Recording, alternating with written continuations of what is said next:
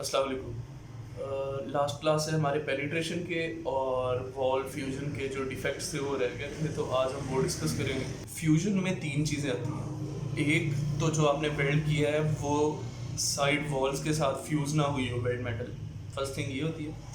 दूसरी ये होती है कि जो दो रन्स लगें तो फर्स्ट रन और सेकंड रन आपस में फ्यूज़ ना किया।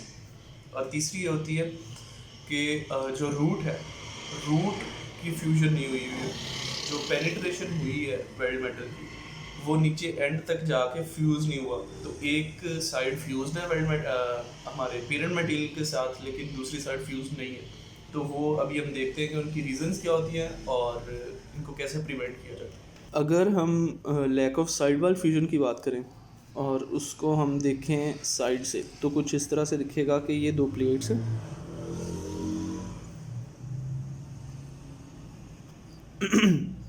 यहाँ पे ये वेल्डिंग की हुई है, लेकिन ये दरमियान में यहाँ से या फिर यहाँ से ये इस तरह मिसिंग होगा, यानी कि साइड्स जो होंगी ये आपस में फ्यूज़ नहीं होंगी। तो इनकी रीज़न क्या हो सकती है कि फर्स्ट कि हीट इनपुट लो थी, करंट और वोल्टेजेस लो थे। दूसरी कि जो इसकी ऊपर वाली सरफेस थी मटेरियल की, वो उसके ऊपर ऑक्साइड या रस्ट था। ठीक है, ये इसकी दो रीजंस हो सकती हैं। ये इसका साइड व्यू था। अगर हम इसको टॉप व्यू से देखें तो ये कुछ इस तरह से दिखेगा कि ये दो प्लेट्स हैं।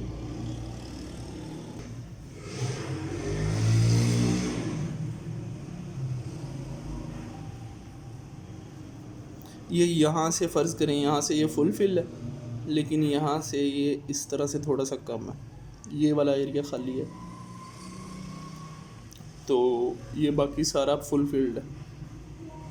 तो जहाँ जहाँ से ये साइड्स पे खाली है, यहाँ पे ये हमारा लैक ऑफ साइड वाल फ्यूजन। इसके बाद आता है लैक ऑफ इंटरनल फ्यूजन। इसका हम देख लें अगर साइड व्यू के ये दो प्लेट्स हैं, फर्स्ट रन लगा तो यहाँ तक ये फिल हो गया,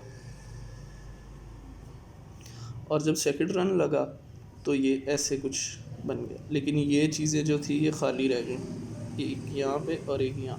तो ये होगा लैक ऑफ इंटरनल फ्यूजन। इसकी रीजंस क्या हो सकती हैं कि ट्रैवल स्पीड हाई होगी,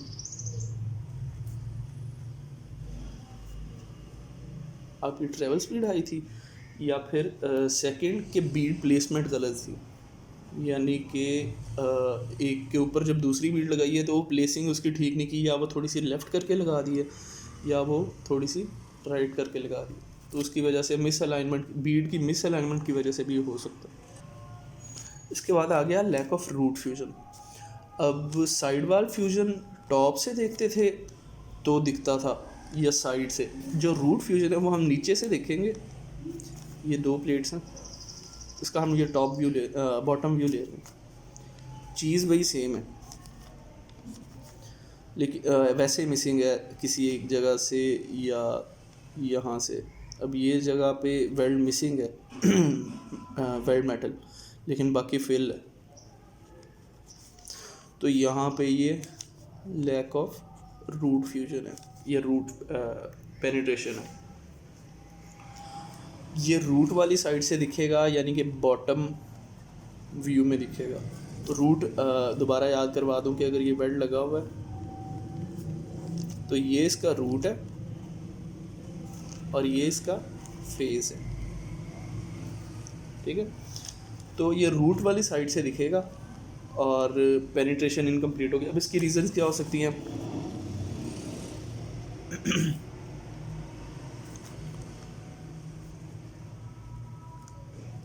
हीट इनपुट कम थी, सेकंड इलेक्ट्रोड लार्ज था,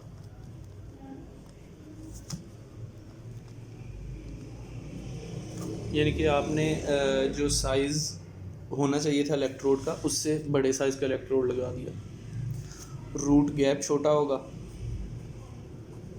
अगर रूट गैप छोटा होगा तो आपका जो इलेक्ट्रोड है वो रूट के एंड तक जा नहीं सकेगा, तो उसकी वजह से भी इशू आएगा कि रूट में वो फिलिंग नहीं होगी। अगर इलेक्ट्रोड बड़ा होगा तो भी वो रूट गैप में यानी कि एंटर नहीं हो सकेगा, तो उसकी वजह से भी वहाँ पे गैप्स आएंगे। तीसरी चीज़, लार्ज रूट फेस। अब अगर रूट फेस लार्ज हो यानी कि इस तरह का कोई सीन हो वी प्रिपरेशन में, तो अगर ये इलेक्ट्रोड की थिकनेस है तो ये यहाँ पे एंटर नहीं हो सकता एंड तक ये यहाँ पे रह जाएगा और नीचे से लैक ऑफ रूट फ्यूजन हो जाएगी। अगर यही चीज़ के रूट गैप ज़्यादा हो, उसमें आप ये देख लें कि अगर ये यानी कि फेस ठीक था, फेस इतना ठीक है, लेकिन गैप ज़्यादा है, तो यहाँ पे जब इलेक्ट्रोड होगा तो भी वो फिल नहीं कर सकेगा, वो इतना लग जाएगा, फिर आप उसको घुमाते फिरेंगे। तो ये चीज़ें इम्पॉर्टेंट होती हैं, रूट गैप, रूट फेस, ये ध्यान रखना होता है, वरना ये सारे इस तरह के डिफेक्ट्स आते हैं कि मिस अलाइनमेंट हो सकती है, उसकी वजह से भी आ सकता है। ये इम्पॉर्टेंट चीज़ है कि अगर आपकी ये प्लेट इस तरह और दूसरी प्लेट कुछ ऊपर करके इस तरह, यानी कि ये आपस में अलाइंड नहीं है, एक एक्सिस में नहीं है, एक्स एक्सिस में ये मिस अलाइंड है, तो भी ये हो सकता है। अब आप यहाँ पे वेल्ड लगाएं ये इलेक्ट्रोड से, तो ये यहाँ पे फिलिंग कर देगा, लेकिन यहाँ पे किसी हद तक कुछ रह जाएगा गैप, तो इस वजह से भी आ सकता है। इसके बाद आता है अंडरकट। अब अंडरकट क्या है कि अगर ये दो आपकी प्लेट्स ही टॉप व्यू में हम देख रहे हैं, यहाँ पे आपने बीड लगानी शुरू की, बीड लग रही है अपनी प्रॉपर जिस तरह उसको होना चाहिए, लेकिन क्या हो रहा है कि जो हमारा मटेरियल था उसमें से मेटल मेल्ट होके इसके अंदर मिक्स हो रही है, तो ये इस तरह के कुछ निशान हमारी वेल्ड मेटल के ऊपर पिरम मटेरियल के ऊपर आ रहे हैं। ये इस तरह से होंगे, गोल होंगे, जैसे नाखून लगे हुए हैं इसके अंदर। अगर हम नाखून लगा के ऐसे दबाएं मटेरियल वाली साइड पे, वो उधर से खाया हुआ होगा मटेरियल, इसको बोलते हैं अंडरकट। ये किस वजह से होता है कि या तो आपका करंट हाई है, ये बहुत कॉमन प्रॉब्लम है, ये सबसे ज़्यादा इम्पॉर्टेंट इसीलिए, या फिर वीविंग ज़्यादा की है, एक्सेसिव वीविंग क्या होती है कि ये जो मैंने जब वेल्डिंग करता है ना वेल्डर, तो वो इस तरह से हाथ हिलाता है कि यानी कि सारा फिल होता रहा। अगर उसने ये ज़्यादा कर दिया, इस तरह से कर दिया, तो वो साइड से जो मटेरियल है वो पिघल के वेल्ड मेटल के अंदर आना शुरू हो जाएगा, और ये जो इस तरह से निशान होंगे बाद में, ये हाई स्ट्रेस पॉइंट्स होंगे, इनके ऊपर जब स्ट्रेस लगेगी तो ये फेल हो जाएंगे। और तीसरी चीज़ इसमें आती है कि आपका इलेक्ट्रोड एंगल गलत है। इलेक्ट्रोड एंगल गलत होने की वजह से भी अंडरकट आ सकता है। वही चीज़ कि अगर इलेक्ट्रोड का टॉप व्यू साइड व्यू से अगर हम देखें, ये दो प्लेट्स हैं, तो अगर मैं इसको इलेक्ट्रोड को सीधा ऊपर से इस तरह ले आऊँ, तो अब क्या होगा कि जब मैं ऐसे वीविंग करूँगा तो साइड से मटेरियल पिघल के इसके अंदर आ सकता है। इलेक्ट्रोड का एंगल भी आपका परफेक्ट होना चाहिए, जो कि यहाँ पर एटलीस्ट यहाँ होगा 60 to 70 के दरमियान होना चाहिए। अब 4 और रह गए, बियर विद मी, ये थोड़ा सा लंबी हो रही है क्लास, लेकिन सारे आज ही एंड कर देंगे। नेक्स्ट थिंग आती है burn through.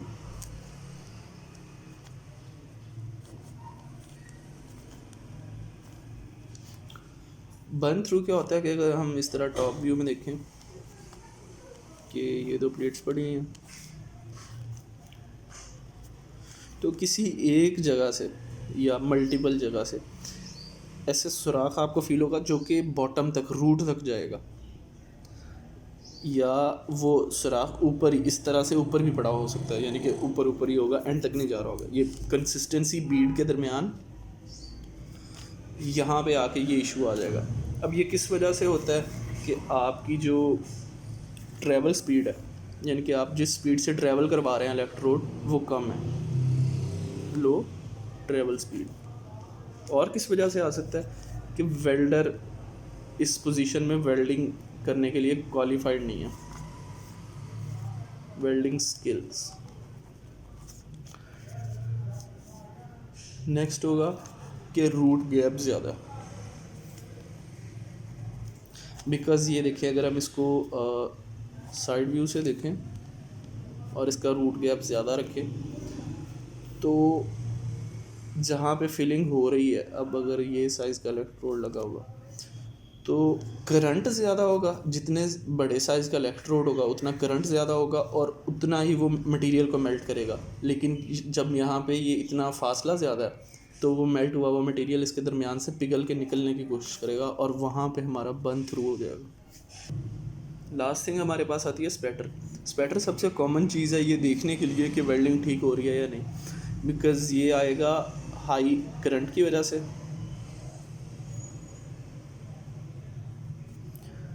High heat input की वजह से,